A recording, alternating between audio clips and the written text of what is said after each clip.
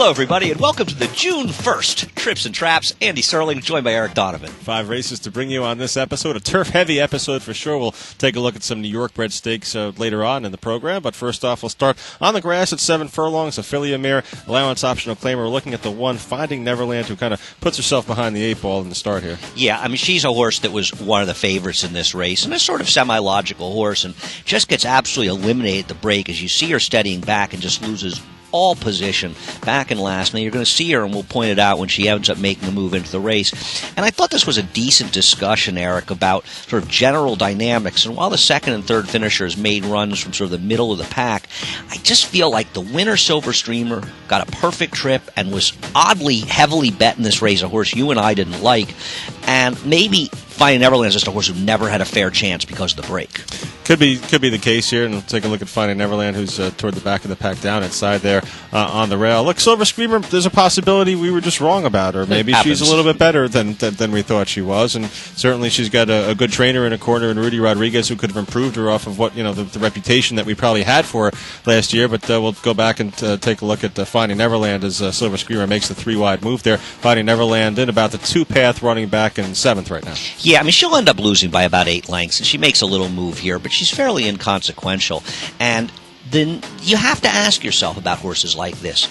Is she just inferior to these, or did the break sort of compromise any chance she had? And the fact that she still didn't run particularly well, is that mitigated by the break, or are we over-enhancing it because we look at the break?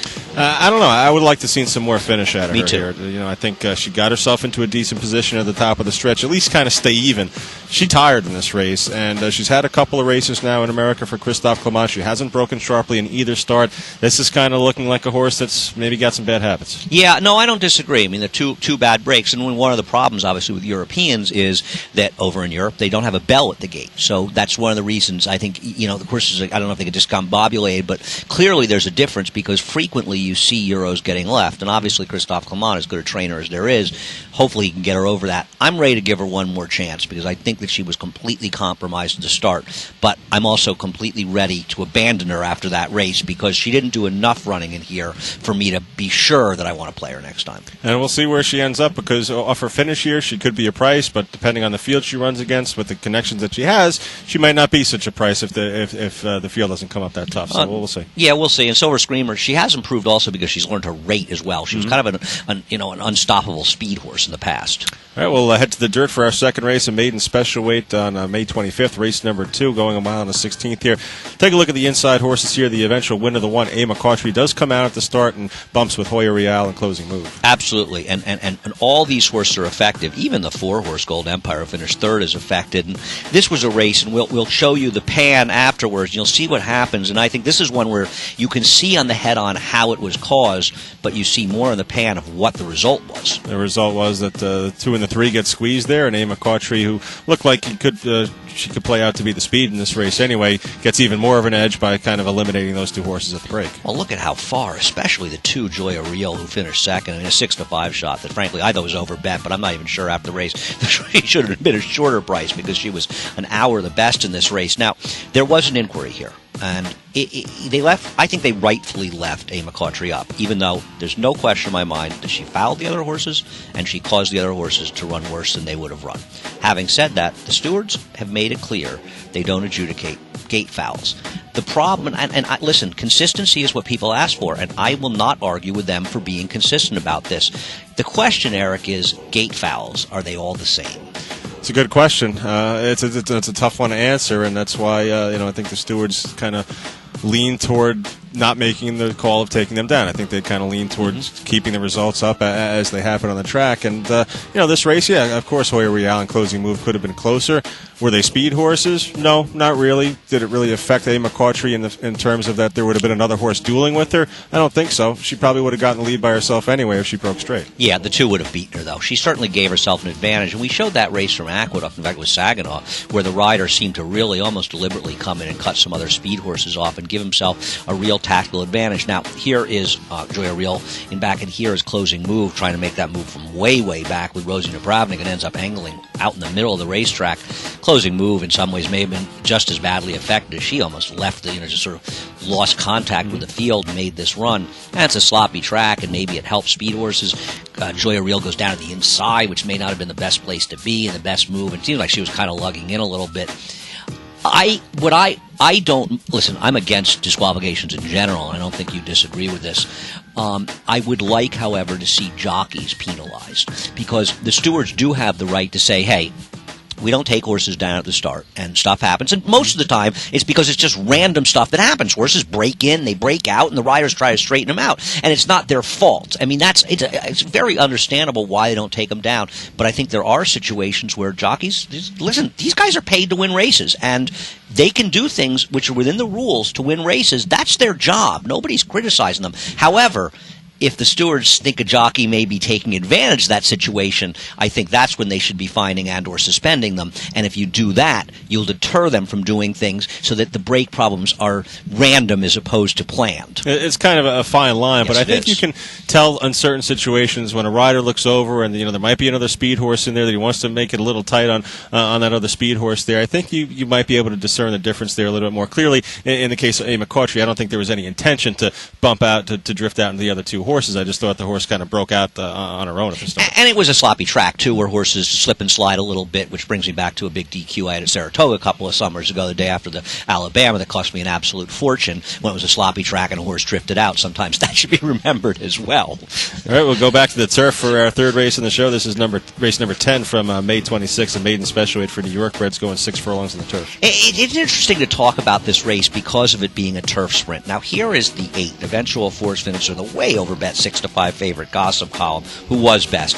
This is the 9, a first-time starter in here, Northern Trip, a big price, runs 5th. And up here somewhere is actually, you know what? That's the 10, I think, up there. Breaks well, but ends up drifting all the way back. I thought All Zipped Up, who finished 6th, got kind of eliminated coming the stretch as the 8 and 10 took divergent paths. Yeah, it's an interesting race to talk about because they all kind of end up toward the back as they run into the far turn. And Gossip Column, who I guess most people probably had their eyes on him since he was the favorite. I thought he got in a couple of jackpots early on in the race, of course, had trouble at the start, then starts to make his move a little bit, but has some traffic issues at the top of the stretch, too, and I don't think that helped. And then we saw the 10 horse eventually go wide there and kind of get stopped a little bit at the top of the stretch. So we'll take a look at him now as they start to round the turn. And Northern Trip, while saving ground in this race with Jose Lescano, and that's the gray down the inside, you see them all coming together. On the far outside is All Zipped Up in the blue, and the green will be the eventual force finisher, Gossip Column. Down the rail, the gray. This is Northern Trippy. Now, as you watch this, you might want to see it a couple of times. I thought Northern Trip never had a chance to get out and was hemmed down the stretch. I know there were saved ground, but he could never get a clear path to make a run and ran well with some breathing.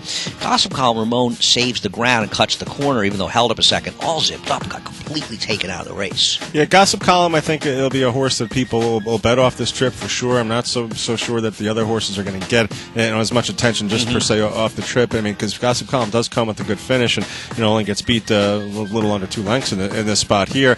I thought he got stopped a little bit at the top of the stretch and had to wait a little bit. He does come out. He does make a run. 6 furlongs, though, is that really the best distance for him? Is he probably better at 7 or a mile? He's definitely better at 7 or a mile. I think the thing is he was favored because it's a weaker field going 6 furlongs. The field may get tougher as he stretches out, and it's another fine line to walk. But the winner, Royal Blessing, was a turnback for Linda Rice, and Linda's exceptional with turnbacks, especially in maiden races on the turf, something very few people do well with. The winner did come from 8th, so it's not as though it was impossible to come from way back, but Gossip Column also broke a little bit slowly as well. Yeah, it's an interesting race, and we'll have to keep our eyes out on these horses to where they run back. Yeah, I'm not a huge All Zipped Up fan. He's had a million chances, but I think he was compromised at the turn, and he has run well since he's had a trainer changed to Andrew Lakeman, who won Thursday's final race at a huge price. He seems to be able to get his horses to improve through racing, that's for sure.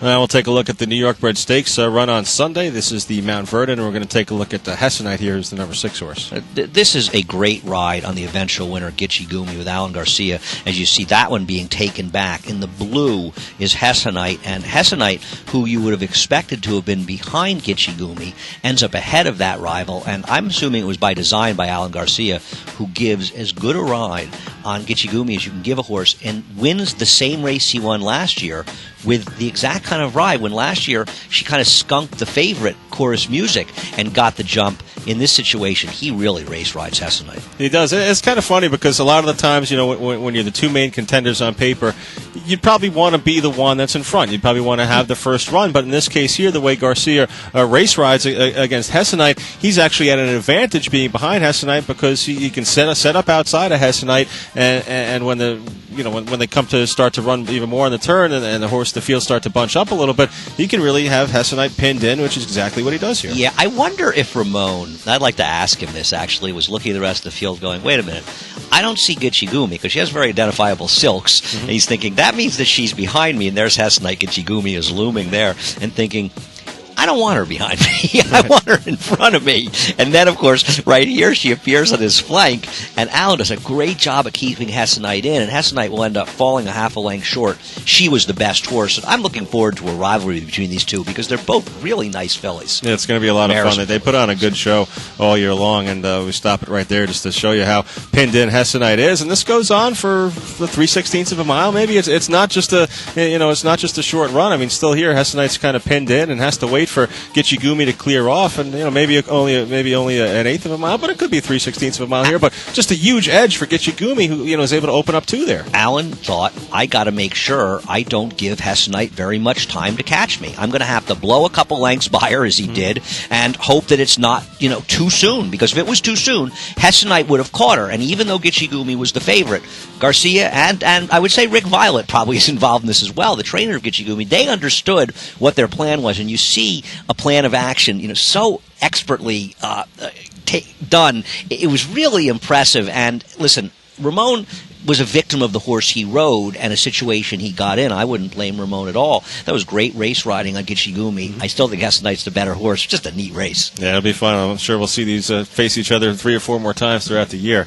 Now we'll take a look at the boys in the Kingston, and this race was a couple races after the Mount Vernon race number 7. Lubash really the one we're interested in, though, although Compliance Officer comes back to win off his wonderful 2011 campaign. Lubash is sort of easy to see. It is the one hidden behind the pole or the stanchion there.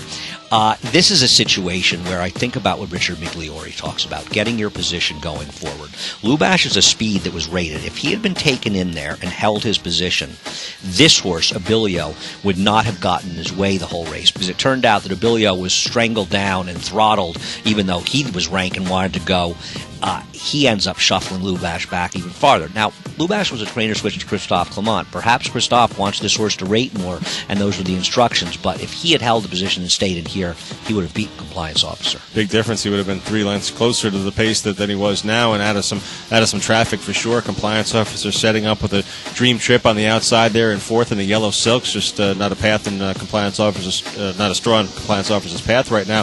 Lubash down inside is going to have to get a little lucky here. Yeah, and he continues to get shuffled back in here, and you see him right there. I mean, you're going to see, as we come out of the trees, you see that Jose Lezcano was just restraining in front of him. He ends up basically back to a last in here. Now, he is saving ground. This was a very daring, there he is back to last, a very daring ride by Jose, because you will really see him thread the needle. In fact, he gets bounced off the rail as they head into the stretch. And as you say, wide or not, you're not punished that much at Belmont Park, and Compliance Officer got that clean trip. But Lubash, man, he gets right through that hole, and this was quite a ride after by Jose. Yeah, and gets stopped again there briefly as there's some traffic issues as he tries to come through on the inside there. Look, I mean, if he was in the position you talked about at the shortly after the start of the race, you wouldn't have had to worry about him steadying. You wouldn't have had to worry about anything like that. He could have maybe even tipped out and tried to follow Compliance Officer, and at that point he might have had a chance to run him down even. But nonetheless, an excellent effort here by Lubash and Compliance Officer. He never stops running. It's not as though Compliance Officer has that good outside position momentum. I mean, he's always coming after him in that race, and it was a really really. And also a greatly improved effort by Lubash, first time for Christophe Clement. So it'll be interesting to see, because obviously a compliance officer whose only blemish since claimed by Bruce Brown was losing the Breeders' Cup Turf Mile. I mean, he is the king, not only in this New York bred group, he is a very good horse, but Lubash is a serious rival for him in what could be some very, very good New York bred races, because there are others in here. It's not like Street Game is a slouch, and even Mini Punt didn't run that badly. Mini Punt can be rounding back into form, but you're right. These New York breds say